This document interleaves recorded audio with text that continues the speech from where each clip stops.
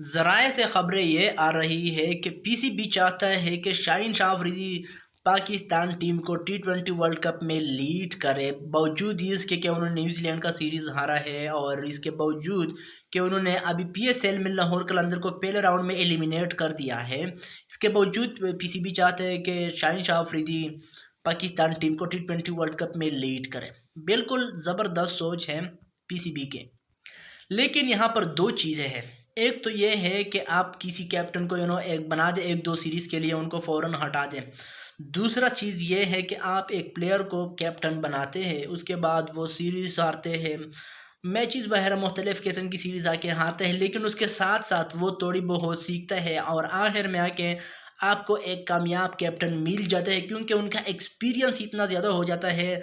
हाँ, जीते और हार में इतना ज़्यादा एक्सपीरियंस उनका हो जाता है कि वो उनको हर किस्म का एक्सपीरियंस होता है और उनको पता चलता है हर सिचुएशन में करना क्या है और वो एक सक्सेसफुल कैप्टन बन जाता है।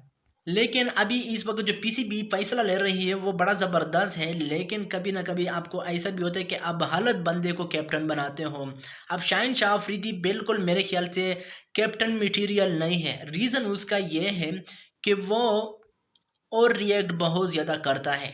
आप लोगों को याद हो अभी रिसेंटली पीएसएल में शाहीन शाह अफरीदी जिस तरीके से वो कैप्टनसी कर रहा था, खुद आता था 1 डाउन या 3 डाउन में बैटिंग के लिए, ये भी नहीं सोचता था कि मेरे से अच्छा बैट्समैन डेविड वैसे मौजूद है या सिकंदर राजा मेरे से अच्छा बैट्समैन मौजूद है कि मैं अपने आप से पहले वो भेजूँ बैटिंग के लिए। नहीं, वो इतना ज़्यादा वो रिएक्ट करता था कि नहीं मैं कर सकता हूँ। वो आता था भी बैटिंग के लिए, लेकिन वो कर भी नहीं सकता था और टीम को मैच हरवा देता था इस वजह से, क्योंकि वो बॉल या शायद वो ज़्यादा खेल जाते थे और लास्ट में जो अच्छे अच्छे बैट्समैन बचे होते थे वो इतना अच्छा स्पेयर परफॉर्मेंस नहीं करते उतने कम बॉलों पे। शाहीन अफरीदी की सोच बिल्कुल ठीक है, उन पे में हमारी कोई एतराज़ नहीं है कि वो पहले बैटिंग के लिए थे, लेकिन वो ऐसे कैप्टन ऐसे करते हैं जिस कैप्टन को पता होता है अपनी एबिलिटी का और उनको पता होता है कि हाँ अभी ये प्लेयर मेरे ख्याल से थोड़ी बहुत कमज़ोर लग रहे हैं, तो मुझे चाहिए कि मैं खुद जाऊँ, मैं अपने आप को मैं खुद जाऊँ और सिचुएशन को संभालूँ।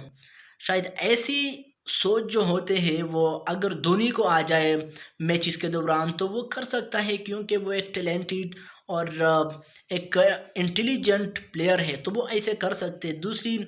कोई दूसरा कोई ऐसा कैप्टन हो जो जो उनको लगे कि यहाँ पर ये प्लेयर थोड़ी बहुत कमज़ोर है, मुझे जाना चाहिए, तो बिल्कुल उनका ठीक है। लेकिन अगर एक प्लेयर ये सोचे कि ये यहाँ पर हालत हो रहा है, मुझे खुद जाना चाहिए बैटिंग के लिए और वो उस पे पूरा भी ना उतरे, सारा टीम का गेम जो है ख़राब करे, तो इसको कहते हैं ओवर रिएक्ट। और रिएक्टेड प्लेयर या कैप्टन कभी सक्सेसफुल नहीं होते। तो शाहीन शाह अफरीदी से आजकल और रिएक्टेड कैप्टनसी कर रहे हैं, तो इस वजह से मेरे ख्याल से पीसीबी का डिसीजन हालत है कि शाहीन अफरीदी को कंटिन्यू कर रहे हैं एज अ कैप्टन। मेरे ख्याल से रिजवान को होना चाहिए, काम भी है और रिजवान में टैलेंट भी है और जब चाहे वो टीम की सिचुएशन को संभाल सकता है। बहरहाल दोस्तों, मुझे लगता है कि मैं जो कह रहा हूँ आप लोग थोड़ी बहुत समझ गए होंगे, थोड़ी बहुत आप लोगों को आइडिया लग गया हो कि मैं क्या कहना चाहता हूँ।